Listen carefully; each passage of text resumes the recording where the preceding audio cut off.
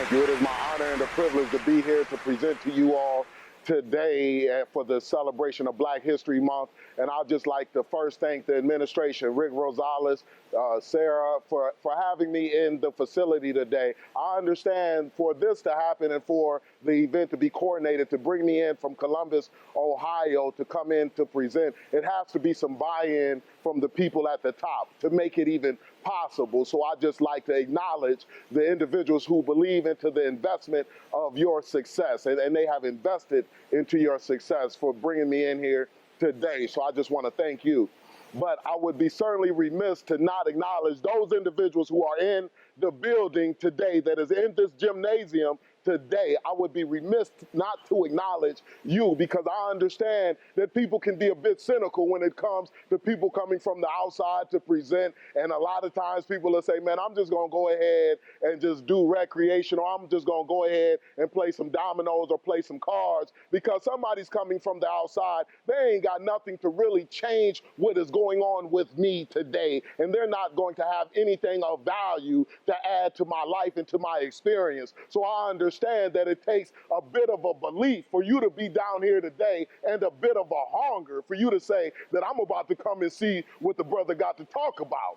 I understand that, and I don't take that lightly. And we are going to suck every minute, every juice out of every minute that we have here today, and we're gonna make it happen, right? We're gonna make it happen. So I'm just appreciative for you being in here, and I think that a lot of times that gets overlooked, but I don't overlook it because I know.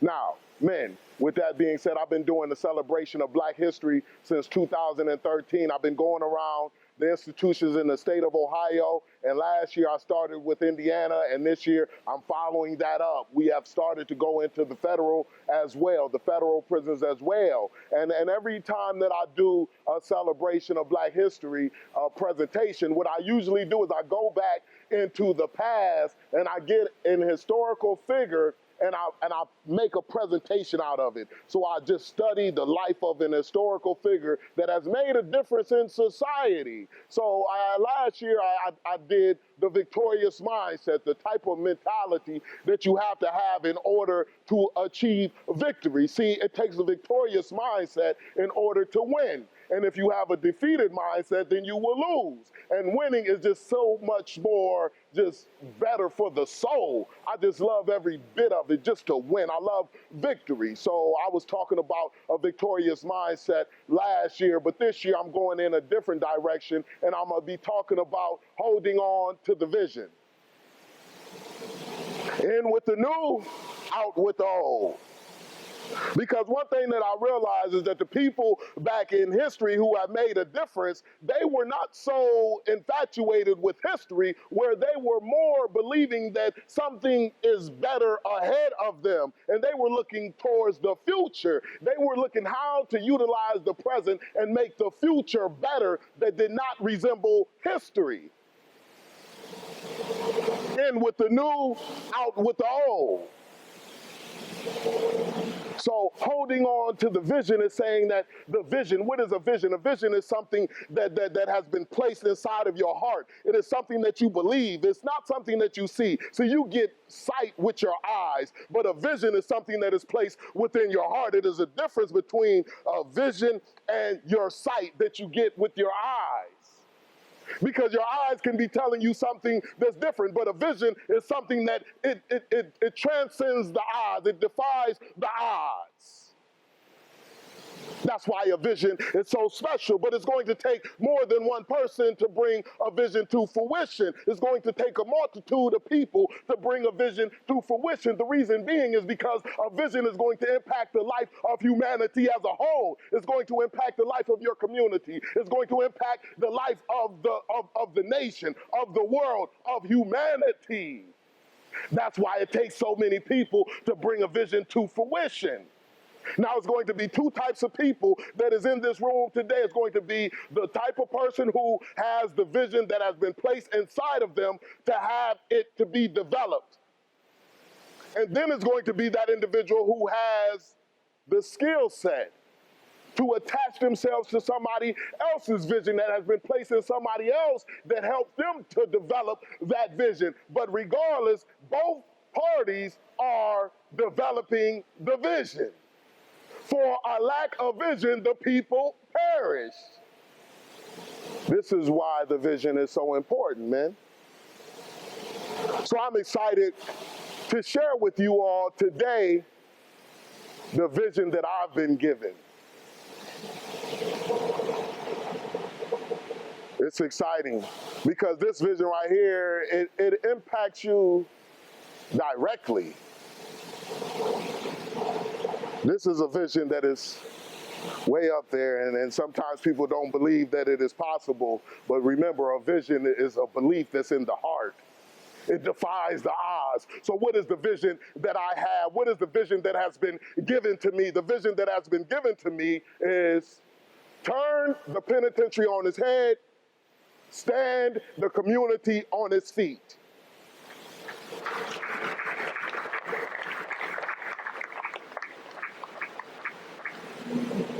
By turning the mentality that gets you incarcerated on its head and standing a mentality that will put you back inside of your family structure as an asset to the community on its feet.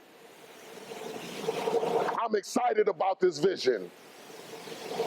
I'm excited about this vision. Men, I'm telling you, man, there's some exciting times that's going on right here, right now, today. Men, I'm going to put it right out there. Man, I am out here right now. I've been home for 12 years. That means that I have eclipsed my 10-year prison sentence. I was sentenced to 10 years in Marion Correctional Institution, man.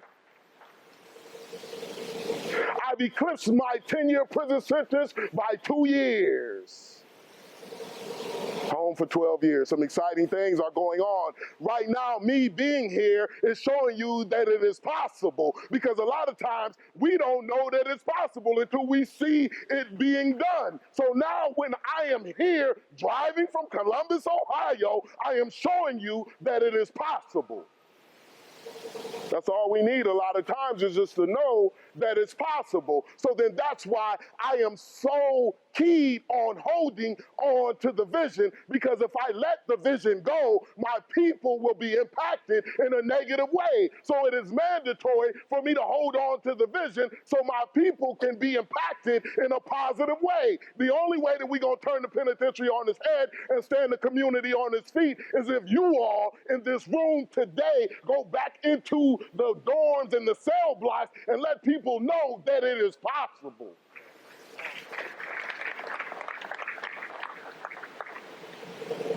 So let's go a little bit with the backstory so we can see how I was able to come to where I am at, and to me capturing the vision. See, a vision has to be captured. So what led up to the backstory? What's the backstory about me capturing the vision? I was raised in a single-parent household. My father raised me and my brother because my mother, she got addicted to crack back in the 80s, and she couldn't be there to raise me and my brother. That's fine. She left, but my father raised me and my brother alongside with my grandmother. My father, he worked full-time as a janitor at Oberlin College. My grandmother, she also worked full-time as a children's service case manager in Cleveland, Ohio. She worked from 6 a.m. to 6 p.m. My father worked from 1 p.m. till 9 p.m. So what that did is that left me and my brother open to the environment, because we never did have no babysitters and things like that, not during those times. So what that did is it left me and my brother open up to the environment. What we did is that we started to venture off into the neighborhood. And when we ventured off into the neighborhood, what we was finding is information that promoted a mentality that said that we got to sell dope in order to be able to get to the next level in life. See, either people were selling dope or they were robbing. So I said that, hey, I'm going to sell dope. And that was my idea. So when I was in the 8th grade, I started to sell marijuana. By the summer of 8th grade, I started to sell crack cocaine, because it just seemed like it was a little bit more advantageous, because my customers seemed like that they were coming more as for the crack. So I said that I'm going to include the crack into my product. because I was trying to achieve certain goals. I said that I was going to get to the next level. I said that I was going to be able to see the Cayman Islands or the Bahamas if I just stick to the codes, if I just stick to the rules. I was going to be able to do things that has not been done because I was infatuated with what I was seeing inside of the neighborhoods. It just seemed like people had a certain level of freedom when they had their money. It just seemed like that they were making money hand over fist, and that drew me in. And when it drew me in, I just committed to that information. And I developed my mentality off of that information. The culture helped me to develop that mentality. They said, this is how you're going to make it out, Los. This is how you're going to get it done. I said, let's rock and roll. 19 years old, 2 weeks after my 19th birthday, I get pulled over for left to center because I was trying to avoid the potholes. I had the big rims. I had an 85 Cutlass, 84, 85 Cutlass at the time. I was trying to avoid the potholes so it didn't mess up my fenders, right? So I'm trying to avoid the potholes, and the police pulled me over. When they pulled me over, I had a 410 sawed-off shotgun in the trunk. I had a 9mm with the serial number scratched off, and also some individually bagged crack. I was charged with possession of firearms, possession of drugs, and drug trafficking. Since it was individually bagged, they gave me a drug trafficking charge. I bonded out. As soon as I bonded out, I started to really hustle, and I grinded to a whole nother level, and it just seemed like I was getting clientele out of nowhere. It just seemed like it was just so sweet for me at that time. And what had happened was that one of my friends that I had driving for me, because I did not have no license at the time when I got pulled over and I got caught with that product in my car, I had a friend that was driving, and this is a friend that I grew up from the sandbox with. I'm talking about his mom calls me son, and his son calls me uncle. We were close like that, but his hustle was really not that good. So because his hustle was not that good, what he used to do a lot of times was look for opportunities to do what? Steal or rob. But I said that he's not going to steal from me, or he's not going to rob from me, because he know me. He know me. This is the arrogance. Well, what happened was that the brother ended up stealing about a half ounce of dope or something like that, and I had dropped it, and he picked it up and he pocketed it, and he went and sold it. But then he started to tell people that he had to get me, and he felt like that I could absorb the hit because of what I was doing in the streets. He said that he felt like that I could absorb the hit, but the person that he told ended up telling me. So when that person told me, and I'm with my two brothers, and I tell my two brothers, I said, listen, man, that brother is done.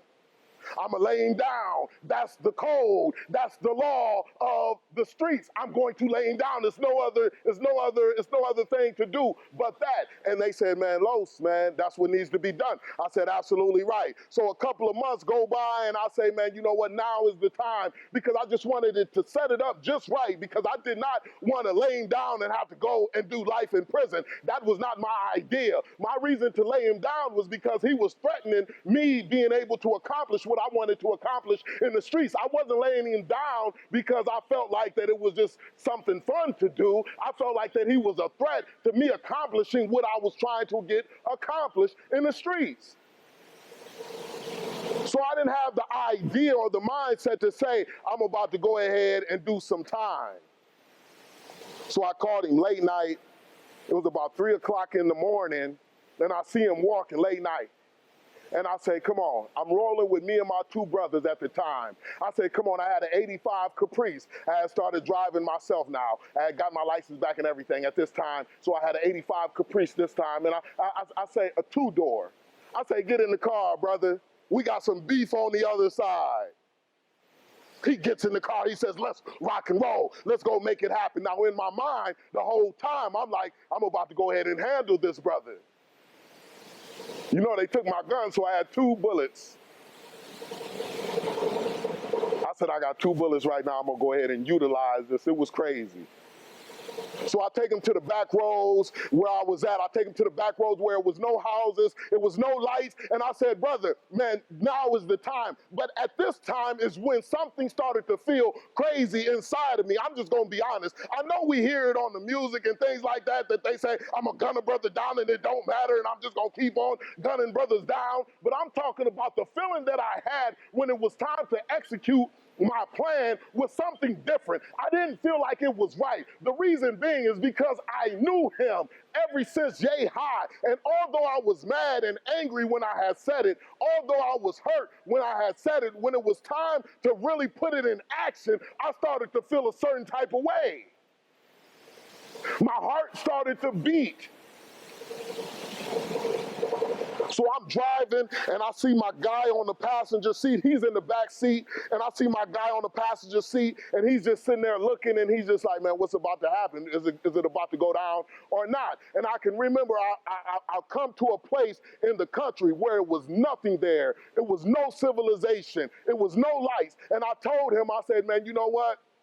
Man, you're going to have to get out the car, man. You ain't trying to ride. Because he was complaining about he had a child, and he said that, I can't do this, Los, man. I'm not about to catch no case, man, going to the other side and doing something on the other side. I can't do this, Los. And I said, that's cool. Get out the car. So now I'm thinking in my mind, this is the perfect chance. Now I don't have to be all out there with it. He's not even going to know that it's coming. I said, brother, get out the car then. I'm in a two-door. I step to the rear of the car and I let him get out because he's in the back seat. Now, that feeling that I had within me, now I'm saying that I'm already committed. I have no choice but to go through with what I have committed myself to. Not only that, but I have put out the word to my brothers that I was going to do this. So now I'm tied to the word that I had put out there.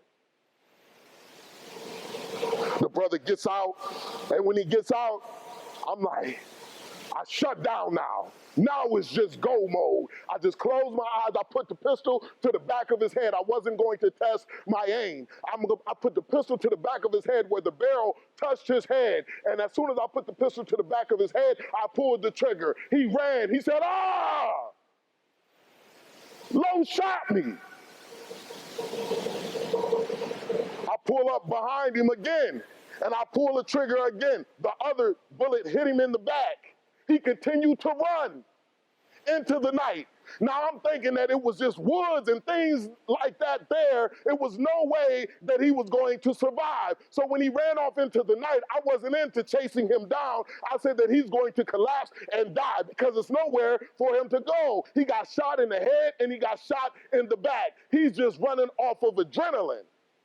So when he runs, me and my brothers, we get back into the car and then we drive off and leave him out there to die. I get picked up at 5 o'clock that morning. The police, ATF, all of the people was outside of my house. And what they said is that my guy, he ended up finding a house in the middle of nowhere. And when he finds that house in the middle of nowhere, he says, Carlos Christian shot me. And he passed out. So the police had my name, 19 years old. At this time, my son had been born. I had a 3-month-old son at the time. I was excited to be a father, and now I am being arrested for attempted murder. I ended up pleading guilty to attempted murder, possession of drugs, drug trafficking, and possession of firearms at 19 years old. So I was sentenced to serve my whole entire 20s inside of a correctional facility. Now this is when the vision started to come to me. Because I started to look around me and I said that, hold up, that information that I had was not accurate information because it did not describe this current environment. I don't like the way that it looks in here. I don't like being counted 6 times a day. I don't like going down to the chow hall and because I'm the last lot called, we got to eat bologna sandwiches when everybody else was eating hamburgers because brothers is doubling up in the chow hall line. I started to look at the environment, and I started to say, man, you know what? This is not no place for nobody to be. I don't care about what people are talking about. This is unacceptable. Yeah, I got to do 10 years, but I will never do another day outside of that 10 years ever again, because this is not the place for me to be. This is not a place that anybody who is breathing air in their lungs should be existing. This is what I started to understand. I said that I should be a father. Who's going to raise my son? Who's going to give my son the information that he needs to have? Who's going to do it? Young Jeezy? Young Jeezy going to tell him, brother, hey, go ahead and get this brick, spray up the whole block. But the thing about Young Jeezy, he's able to go to another verse. But my son would be doing 24 with the L. And it's not all well when you got 24 with the L. Brothers be going to the parole board trying to really get out, trying to really get to the house. Who's going to give my son the information? Who is responsible for the development of my son? I started to ask myself these questions, and this is what started to stir up that was inside of me, and started to say, you know what, this is not me. This is not me. This is not my environment. No, I'm not about to be no convict. No, I'm not about to be no inmate. No, I'm not about to be no thug. No, I'm not about to be no gangster. I'm about to be something different that resembles what I believe that I am.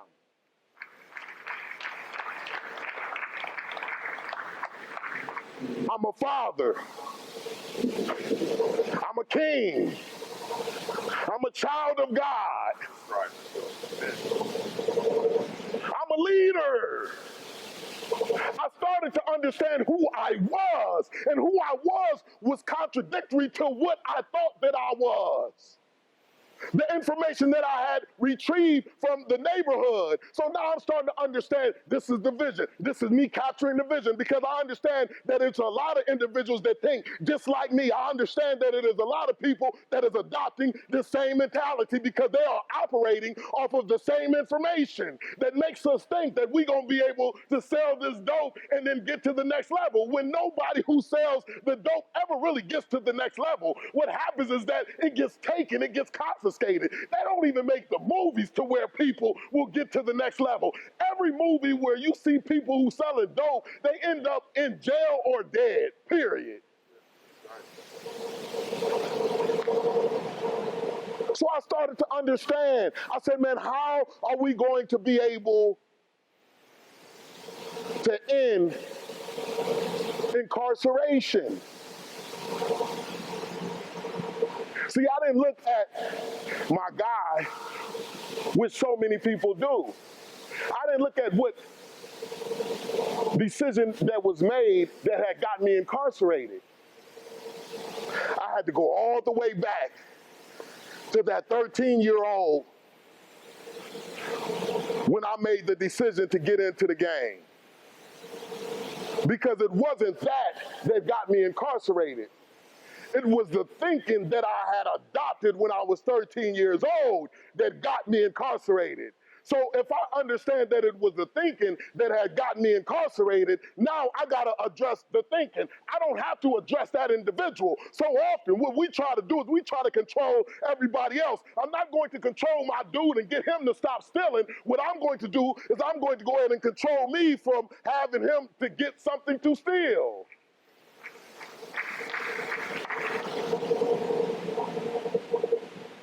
I had to go all the way back to 13. And that's what I did when I was 19 years old. I said that I'm about to go ahead and get information. So what I did, I started to get into scripture. I allowed scripture to saturate my mind. I said, I need to get a new way of thinking. I need to body slam this mentality that has got me incarcerated.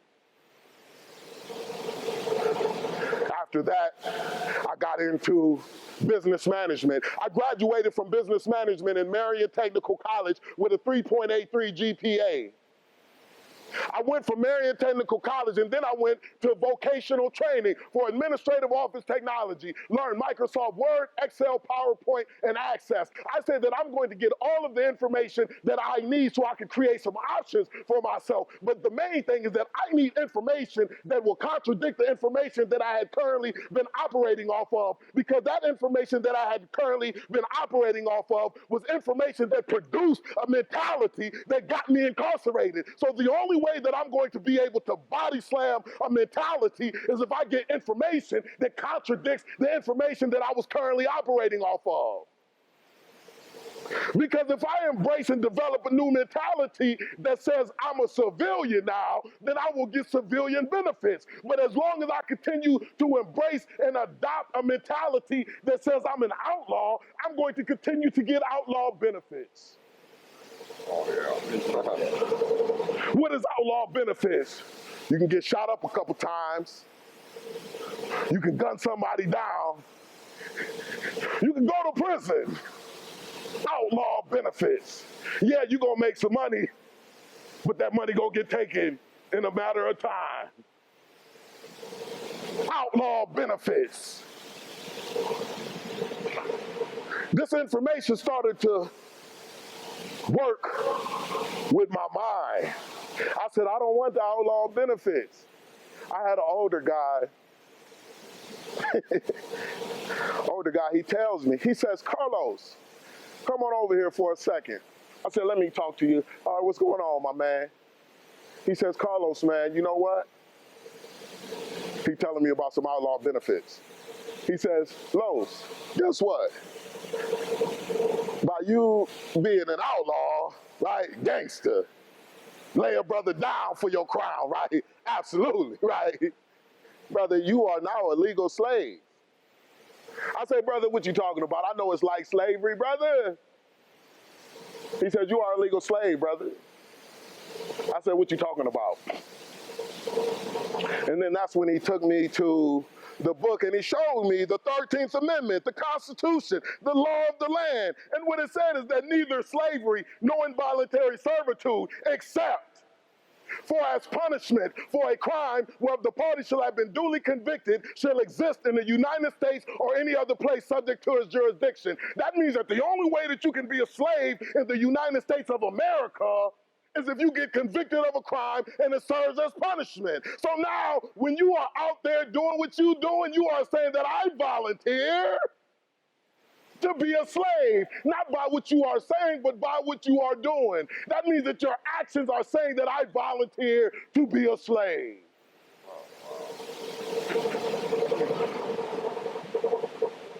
Ain't nobody making us no slave. We are volunteering to be a slave. Everybody's not getting incarcerated because everybody doesn't have the mentality to get incarcerated. This is what made me disgusted with the mentality that I had adopted. Because I said that I put myself in a position to be a legal slave by the decisions that I was making, because I didn't look at the whole picture, and by me not looking, made a bad decision. Sometimes you ain't got enough information, and when you don't have enough information, the best decision is not to make one. But so often we go ahead and make a decision without looking at the whole picture. I can't depict what the picture is saying without looking at all of the details in the picture. I need to ask questions about what else is in that picture before I make a depiction on what the picture is saying. But so often I'm going to say the picture says this. So when I was given the opportunity to sell dope, I said that this is how I'm going to be able to make money. But I didn't look at neither slavery nor involuntary servitude except for as punishment, because if I would have looked at that, then I might have would have made a different decision.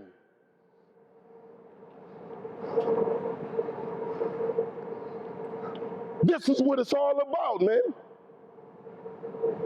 So I'm capturing the vision during these times, and I'm grinding. I'm getting done what I need to get done. I'm abandoning the mentality that got me incarcerated. I stopped cussing inside of the penitentiary. I know that people might say, man, you stopped cussing. Like, why? Man, because I said that I'm going to do something that's going to be a for sure difference maker. Because the tongue is the smallest muscle in the body, but it's the hardest to control. So I said that if I can control my tongue, then I will be able to control my body. So I'm saying, man, I'm going to go ahead and start to control my tongue. I'm not about to cuss no more, because when I cuss, then I blend in with everybody who should be incarcerated, who is incarcerated. I blend in with the same individuals who are getting shot up in the streets. I need to go ahead and blend in with the civilians. How do you think that that looked inside of the institution? I'm in the middle of the jungle, and brothers is like, Los, you tripping.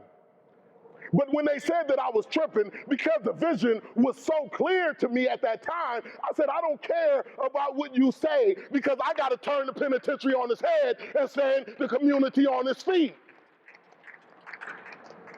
The only way that that can be done is if I become successful. Success is for you. But when you become significant is when you impact other people's lives in a positive way. That's when you become significant, is when you impact somebody else's life in a positive way. But I gotta become successful. I gotta go out there and I gotta raise my son, so my son won't get caught up in the same mess that I'm trying to get out of. And the only way that my son won't get caught up in the same mess that I'm trying to get out of is if I make my way out of it. And I can't make my way out of it if I'm still coming through the chow hall, throwing up gang signs from here to down here. Because at the end of the day, they ain't checking up on my son. My son 3 months old, and he was 10 years old when I came home. Ain't nobody checking up on my son. But they would be at the club talking about free Los.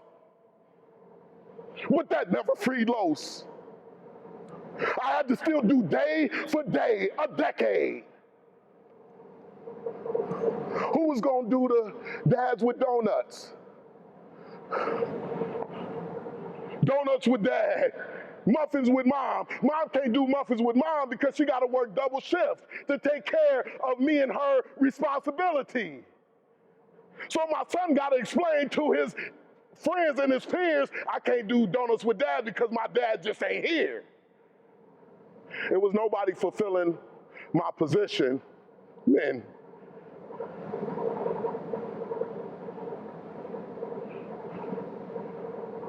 I got to put in the work. Real facts. This was the vision. See, because when you got a vision, it gives you that energy. It gives you that courage to be able to say, man, I got a vision. It gives you something to die for, but also something to live for. I'm living for the vision, and I'm willing to die for the vision. I came out here to Indiana when it was a dang on snowstorm from Columbus, Ohio. That back road to get to this institution is crazy. Only one car fit on that back road. It looked like one wrong move, you can go over a cliff. The vision. Hold on to the vision. Don't let it go. I got to hold on to it. In spite of all of the challenges that come at me, I got to hold on to the vision, because it is mandatory that the vision come to fruition. The only chance for the vision to come to fruition is if I hold on to it. The moment that I sit it down is the moment that it dies. And if the vision die, then my people die. I just don't want to have that conversation with my maker. That I done set down a vision that has been placed inside of me because it was too hard, because of the challenges. The challenges of holding on to the vision. Because don't think just because you got the vision, it's just going to be able to be accomplished easily. That doesn't happen. I get released in 2007, right before the economy get declared the Great Recession. I get released in August 2007. The economy was declared the Great Recession in December 2007. I'm coming home with attempted murder, possession of drugs, drug trafficking, possession of firearms, doing a 10-year prison sentence on my background. right in the middle of the Great Recession. People at top level positions are getting entry level jobs, trying to get me to drop the vision. Drop the vision, Lowe's. Drop the vision. I'm filling out applications back to back. I filled out about 12, 13 applications. I remember that my same brother that I was in the car with when I had committed my crime, he had picked me up at that time too as well when I got out of prison. He seen me filling out so many applications. He said, Carlos, man, you look like a professional application filler outer. Like, brother, they denying you back to back. That's the challenge. Yeah, they denied me 12 times, but guess what? The 13th time, they gonna say yes. I needed to get 12 no's out the way so I can get to that yes. Come on, let's go. That's right. Because I got a vision. I know that I need to be employed. Because when I'm employed, then that will keep me out of the mix. As long as I'm in the mix, then I might get tempted by the mix. If I'm around people who ain't doing nothing but drinking and getting high all day, then I'm going to start drinking and getting high all day. And then I'm going to say, man, how do you continue to drink and get high all day? They're going to say, brother, here go this pack. And I'm going to be like, man, let me get that pack. So I knew that I must stay with people who are employees. Because if I'm with an employee, I too can become an employee. You are what you are around. That's right. So then they was teaching me how to continue to be an employee. So I ended up getting a job because the case manager said, Carlos, I'm going to go ahead and hook you up with somebody that I know, go over there on the west side of Cleveland, west of 65th. I said, cool, I'm there. And when I go over there, they let me straight in because he had put in a good word for me because that case manager seen me filling out all of those applications and he said that, brother, you must be really serious. I said, absolutely I am, because I got a vision that I must bring to fruition. My vision is to turn the penitentiary on its head and stand the community on its feet. I got to be a father. And by me being a father, that means that I need to be at home. I can't be in the streets and putting myself in a position to be a legal slave. If I put myself to be a legal slave, then I will teach my son how to be a legal slave. So I got to show my son how it's done.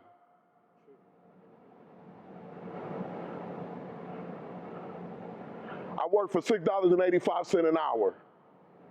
I worked it like it was $40 an hour. I'm not even lying, man. The less you get paid, the harder you work.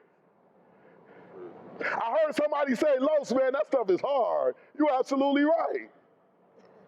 But you got to do the hard so your life will be easy versus doing the easy and then your life becoming hard. So I know that I got to do that which is hard. Yeah, it's hard to clock in every day, but then I started to look at myself and I said, it was harder for me to go ahead and take that 22 cents an hour and then get a 3-cent raise in a furniture factory that was making $50 million a year. It was harder to work for those type of wages than to work for $6.85 an hour. I'm working at a 600% raise right now. I can unlock my own doors. I left out of the halfway house, man. I went to my own apartment. It was furnished. Off of 30th and Carnegie in Cleveland, Ohio. I go to my own apartment. It's furnished. I pay $475 a month for that apartment, and I had to put down a $475 security deposit. The thing about that, because it was so low and it was a low charge on the rent, close to downtown, I had some critters with me. Roaches was all through that puppy. But again, I will not let go of the vision. I don't care about the roaches that are inside of my place. See, I started to look at where I came from. Again, I can unlock my own doors. I can open the refrigerator. I can eat Jell-O with the fruit in it when I want to. I can watch the Browns game when I want to. And I don't have to get played because we're in between Cincinnati and Cleveland. And because we're in between the two cities in Marion Correctional, they're gonna play the team that is doing better. And for some reason, Cincinnati just always was doing better. Now I can watch my Browns when I want to watch my Browns. I'm going to hold on to the vision. Life will come at you in a way that will try to get you to stop doing what you are supposed to do. But you have to be feet dug into the ground, face like flint, and saying, I'm not going to stop doing what needs to be done. Once you understand what needs to be done, now the question is, are you going to do it? That should never change. What needs to be done should never change. How you going to do it can change, but what needs to be done should never change. Not when it's a vision. Life was challenging me, man. Life was challenging me. I had my bank account wiped out. Child support went through with disciplinary actions because I wasn't reporting to them like I should have been reporting to them. They had ended up sending communication to my house in Cleveland when I was staying in Columbus because I ended up moving to Columbus. And now they sending communication to Cleveland, and now they saying that I have been notified that I was in arrears on my child support, that my child support order was in default. So when I found out that my child support order was in default is when they took my license, because I wasn't communicating with child support. Now at this time, I'm sitting here and I'm picking up my son every single day. That means that I'm going in the morning to pick up my son, taking him to school, I'm dropping him off at school, I'm picking him up after school, I'm taking him back to my house, and then I'm taking him back to his mother at 10 o'clock at night. We will repeat that every single day of the week. On the weekends, he stayed with me all day. I was at the football practices. I got him the football equipment. I got him the school clothes. I was doing this on $8.50 an hour, man. I took him to the dentist. His mom wasn't thinking about child support. I wasn't thinking about child support. This order had been established when I was inside of prison. But I didn't do the work that needed to be done in communicating with child support so then they wouldn't be on my back the way that they was. I was going off of what people told me, and people told me that when you get a job, they're going to take money out of your check. So I was waiting for them to take money out of my check. They didn't do that.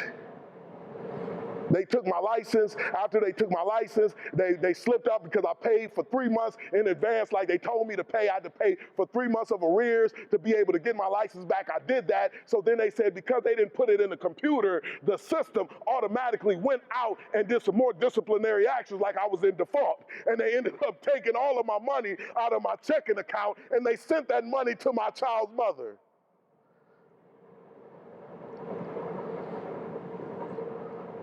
Man, I was sitting at the table, I'm about to cry tears. I'm like, this is crazy.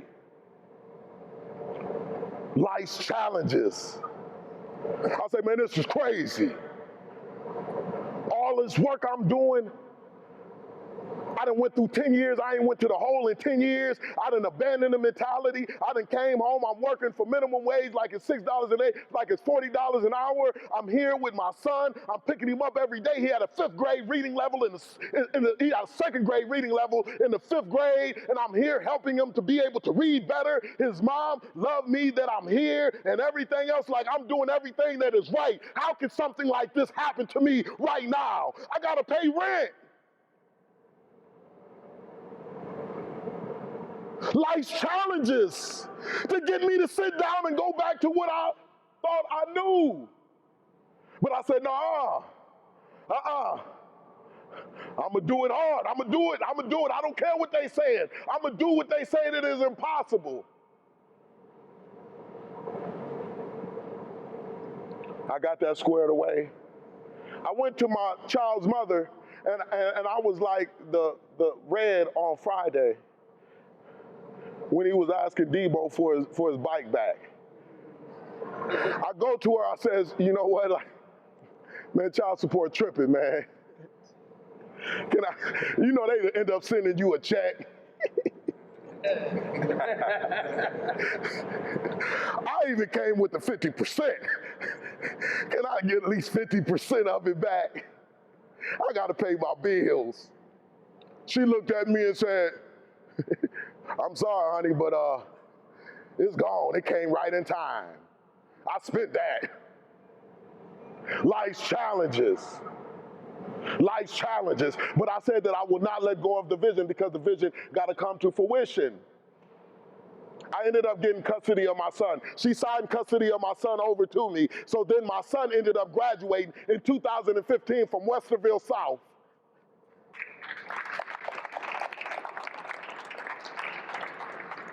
He went on to college. He didn't stay, but he did go. But the moral of the story is this, is that he is not adopting a mentality that I had when I was 13 to 19 years old. He's adopting a mentality that I got, not a mentality that I had, and that's the difference. This is the vision. I had two other children after my oldest son, who is 21 years old now. I have two other children. I have a 10-year-old and I have a 3-year-old baby girl. I'm just coming out of a divorce, but guess who got custody of that 10-year-old? I got my son 5 days of the week.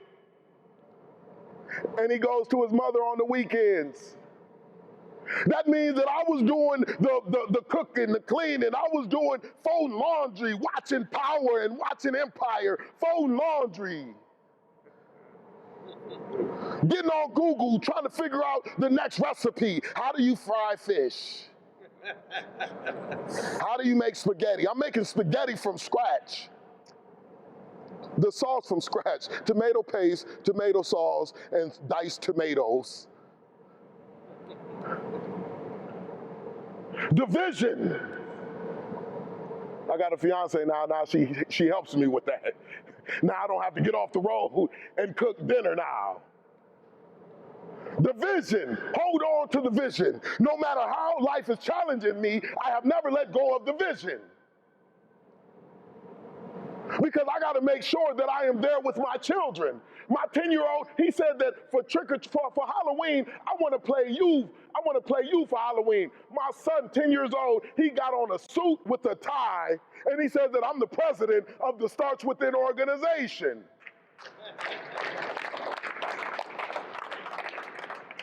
The brother done got a bald head and everything. He done got the bald head, like a fake bald head and everything. He got the beard and everything. So he's going up to the people's doors asking trick or treat, and he has the whole makeup of me, and they asking him, "Who are you?" "I'm my dad."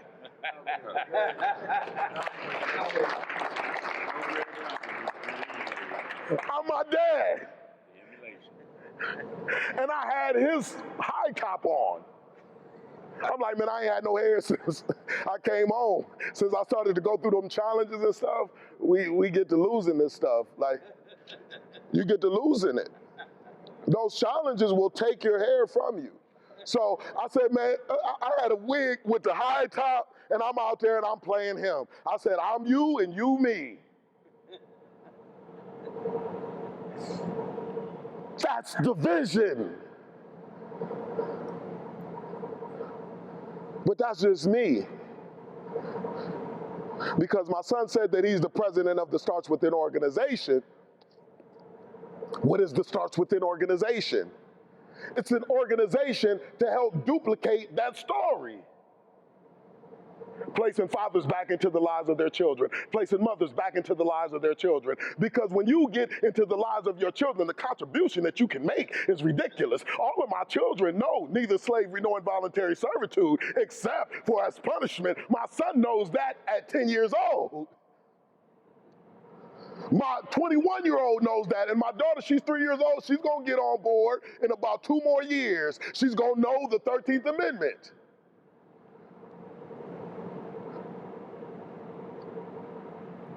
The Starts Within organization helps duplicate that story. This is what makes it so special. And this is the vision coming all the way full circle, and now it's in full bringing it to fruition mode.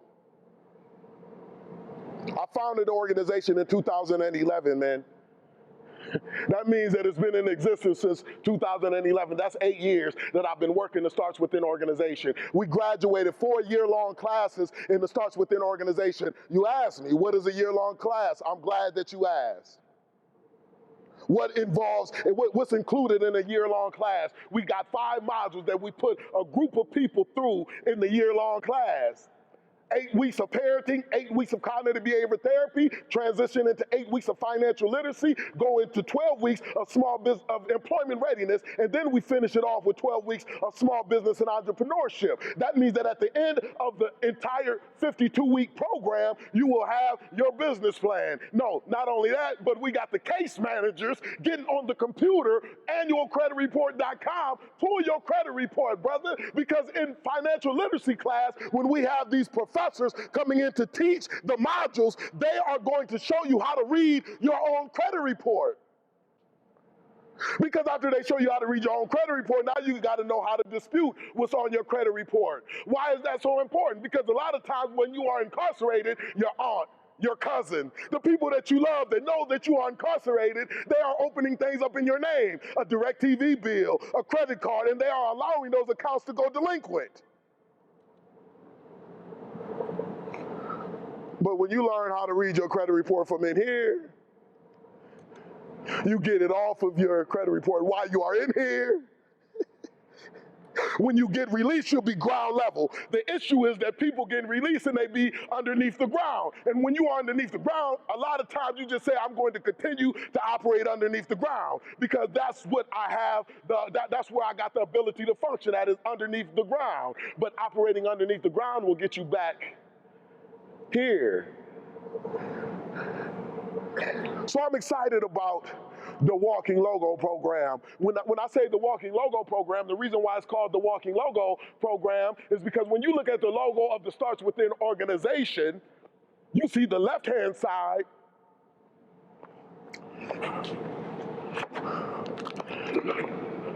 where it's a liability in the community. You see the prison numbers right there on his chest, 355-519. You see him evolving into that guy on the right-hand side, where he's in front of his family. He got a clean suit on and he's just living life to the best of his ability. The thing about this guy and this logo is he became that guy on the right-hand side before he got released from prison. He didn't wait to get released from prison to become that guy on the right-hand side. He utilizes time to develop that guy on the right-hand side, even in his prison blues. We got prison blues up there in Ohio.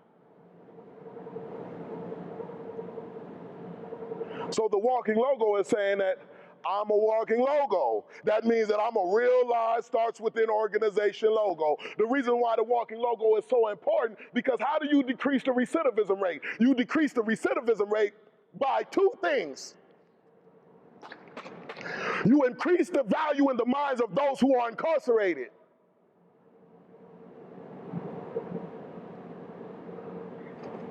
The value is there, brothers. We just got to increase it in our minds. We got to have the value increase in our minds to where we say, this is unacceptable. I'm going to do all that I can do so this does not happen to me or other people ever again. We got to increase the value in our minds. We got to believe that we have something to contribute. If we don't believe that we have nothing to contribute because of what we've been told, see, a lot of times people will give you your identity based on what you have did. But that doesn't determine who you are. What you did and what you do doesn't dictate who you are. Who you are is, look, listen, this is big because this is where people, man, they miss it at. You are supposed to be here. If you were not here, it would throw the universe out of whack. When I'm saying you are supposed to be here, that means that you are supposed to be alive. You are supposed to be breathing. You are supposed to be here on this earth right now today. If you was not here, the universe would be out of whack. You've never been duplicated. Your left side is different from your right side. All of the fingerprints on your hands are different. Your DNA is restricted to just you. It has not been a DNA like yours before you. It will not be a DNA like yours after you. You are a one-on-one. Anything that's a one-on-one has got to be valuable. Matter of fact, look at your prison number. Do you think that anybody else will get your prison number? That prison number will forever pull up your name. The system knows that you are valuable. Your number won't be duplicated. Anything that can't be duplicated has got to be valuable. I could duplicate money. I could duplicate a car. I could duplicate a house. I could duplicate all of those things because those are made by a human being. Matter of fact, you know why a Rolls Royce is so valuable? The reason why a Rolls Royce is so valuable and they can charge 400-something thousand for that vehicle is because of the man that makes it. A lot of the designs in a Rolls Royce is made by hand. It takes 6 months to make a Rolls Royce, where it only takes 13 hours to make a Honda. That's why it's so valuable. The only reason why it's valuable is because a human being has touched it. So often when I was incarcerated, I see people living below their value. When I was in the streets, I see people living below their value, just accepting what anybody had to give them. But you got to go get what you deserve. There's something that matches your value. You are great. You are one-on-one. You can't be duplicated. So then, therefore, nobody should be able to make you feel less than. When you look at them and said, yeah, I made some mistakes. Failure is the tuition to success. The only way that I can be great is if I fail.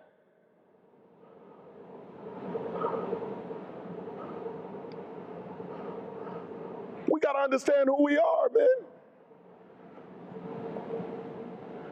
I'm excited with this 5th-year-long class that we are doing in London Correctional Institution.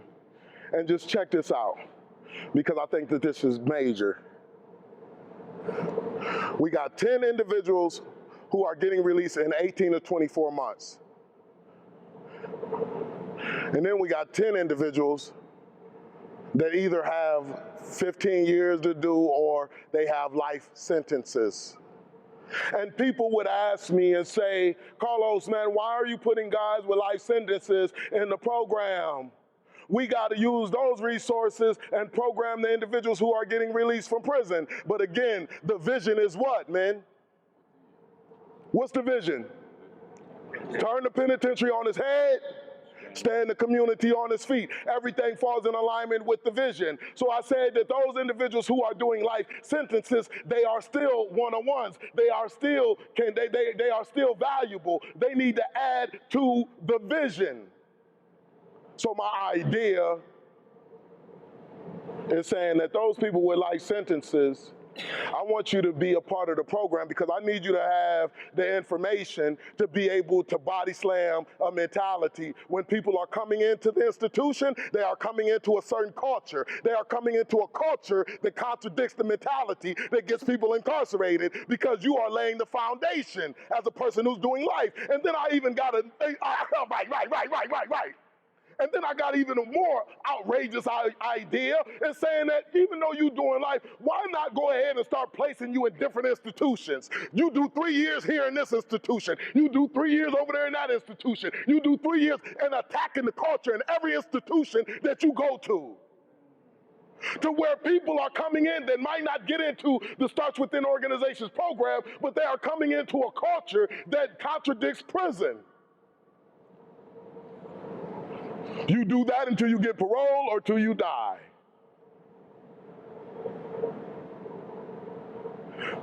The people who got 18 to 24 months, your duty is to go back to your community. And you attack the culture in the community that continues to produce the mentality that gets people incarcerated. So now you come back to your community and you say, brother, this is how you purchase a home. You need a 24-month work history to be able to solidify a mortgage. Brother, this is how you establish your credit, brother. Brother, this is how you get a shared parenting plan for your children. Brother, this is how you get involved in your children's lives, because you're going to start to attack a mentality that gets people incarcerated. So you see both ends, man. We are getting it done. So when I say turn the penitentiary on its head, stand the community on its feet, I'm not just talking because I got lips on my face. I mean it. I believe it. Because a vision is something that you believe in your heart. Now, I know that when people is using their eyes to be able to get an understanding of it, they'll say it'll never happen. But what's in my heart is saying that it's possible. Hey, for all we know, the next president of the United States is going to be a person with felony records. Why not? Matter of fact, we're going to start to put things in the paper that says you must have a background to be able to get this job. Because the way that we're going to build starts within organization up is we're going to build it up from the inside. That means that I need you, brother, to go over here. I need you, brother, to go over there. I need you, brother, to take the information and go over there. And that's how you make a living. That means that the more work that I create for the starts within organization, the more places it is to be fulfilled. Come on. Man, this vision is so clear to me, man. Why do you think that I do what I do? I believe it in the heart. I can't let it go. It'll cost too much to let it go.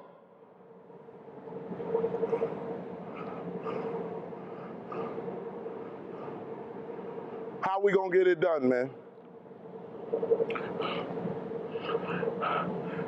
We gotta get the information. I said,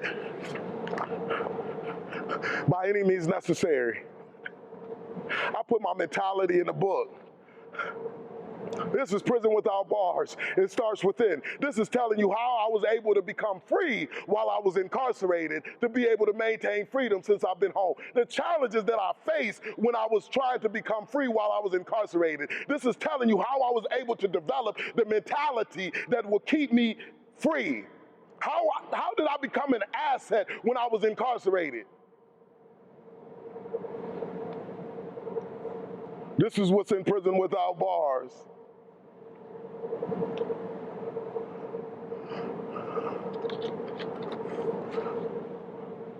The walking logo, Taking Back My Life, Volume 2.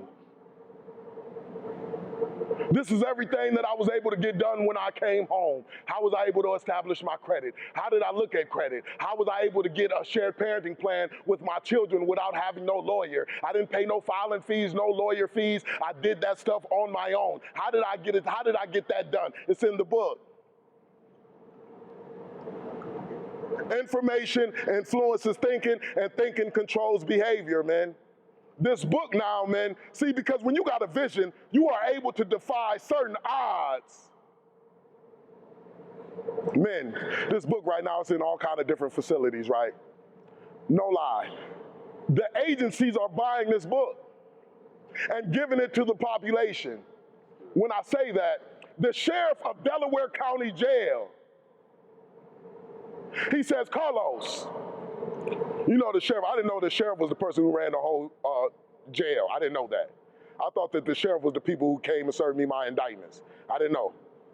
But when I found out he's the one that makes the decision on the jails, the sheriff of Delaware County Jail in Ohio, he says that, Carlos, man, I'm going to purchase, man, 600-700 copies of the book. Every time I turn around, he's saying, let me get another 100, because they keep on walking out the gates with the book. But if they want to walk out the gates with the book, I'm cool with that. He makes his book available in the county jail. That means that when people come in and do their 20 days, they read Prison Without Bars, the walking logo, information to body slam a mentality that gets them incarcerated. I say, Sheriff Russell Martin, man, how do you buy the books? He says, Carlos, I purchased the books with seized drug money. That's good. Hold up. So you mean to tell me at 19 years old, I had my car confiscated, 2 cars, my Caprice and my Cutlass. Man, hey, it wasn't much, but it was mine. I wasn't a millionaire, but I was a thousandaire. I had that confiscated because it was purchased by drug money. I had money confiscated because they said that it was drug money. I go and I serve 10 years in prison in Marion Correctional Institution. I develop myself. I invest into developing myself. I utilize my time while I was incarcerated so that will never happen to me again. Now I'm here with the sheriff, and he's saying that, man, what you got, I need. I want to go ahead and spread that book all around my jail.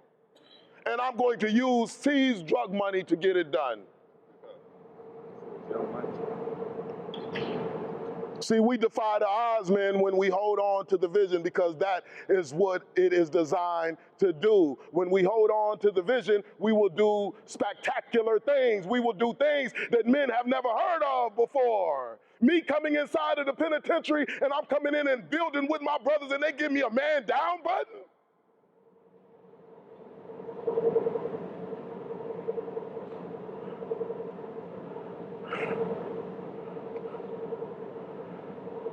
And they say, man, what is your background check looking like? I say that my background check is irrelevant. It's my right now check that matters.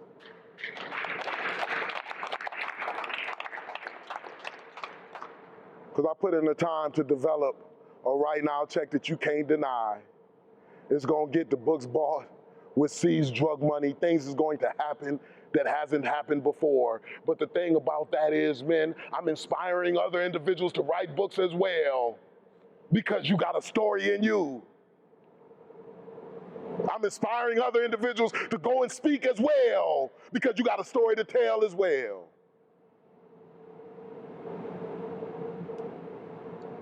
Holding on to the vision, man.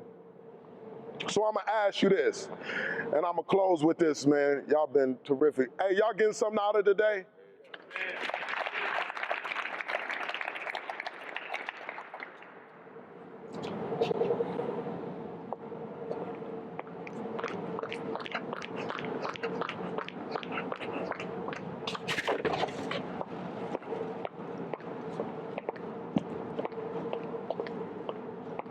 This is as real as it gets.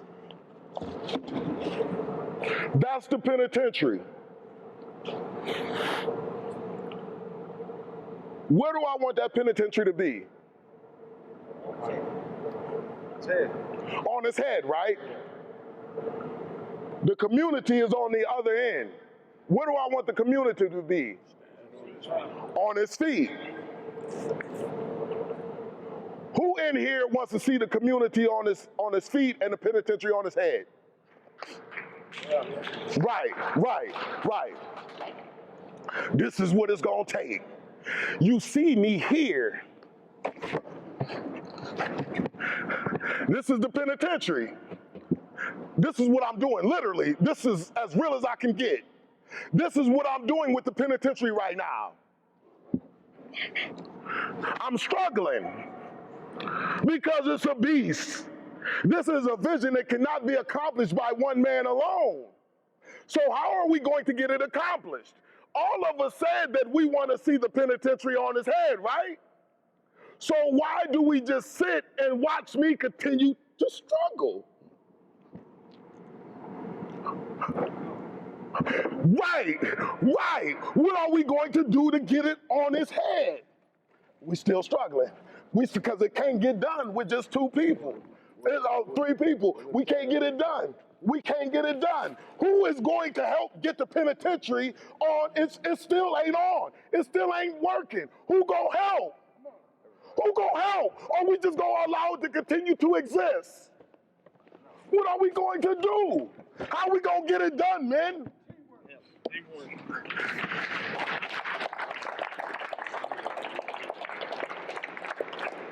That's what it takes. So the way that I put the penitentiary on its head, I'm gonna tell you what it looks like. How it looks when you are putting the penitentiary on its head.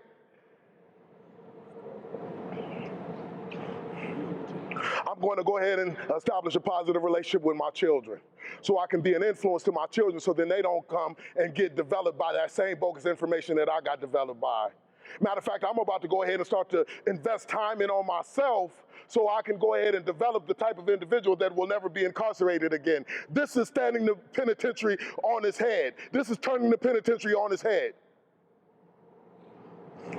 I'm gonna go ahead and work this job because that's where I got right now. I ain't gotta be great to get started, but I gotta get started to be great. I'm gonna go ahead and do this minimum wage right now.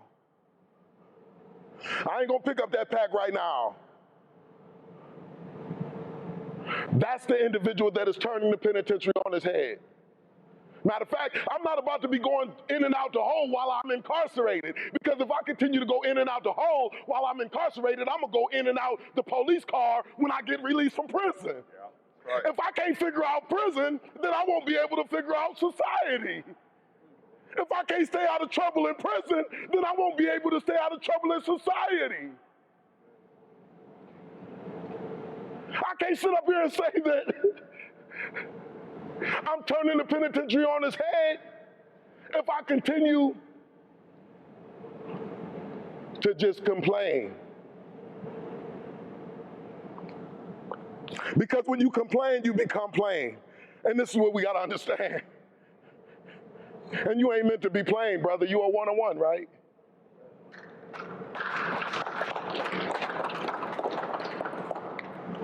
Allowing the penitentiary to continue to exist is you saying, trap or die.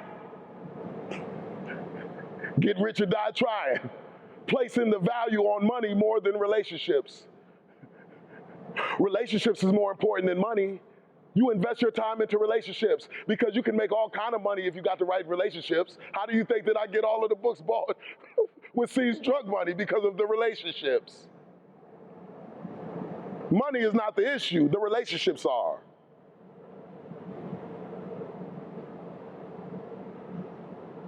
Standing the penitentiary and keeping the penitentiary on its feet is me saying, my children will figure it out. They'll get it from somewhere. Standing the penitentiary on its feet is saying that it's everybody else's fault. What you gonna do for me to be successful?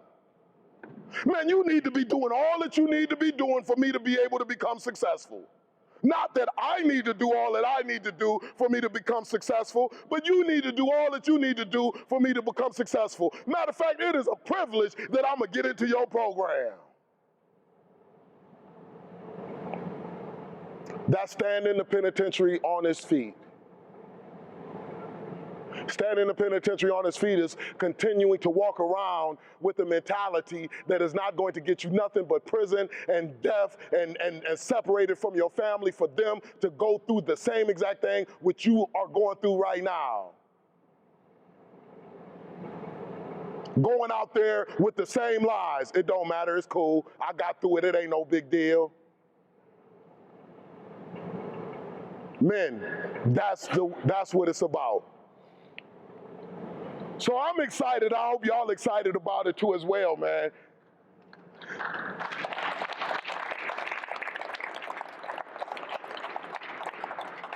No, I went a little bit over, but I did that because, hey, it was a snowstorm yesterday, 6.5 hours. I'm hungry. And the more hungrier I get, the more I want to spill.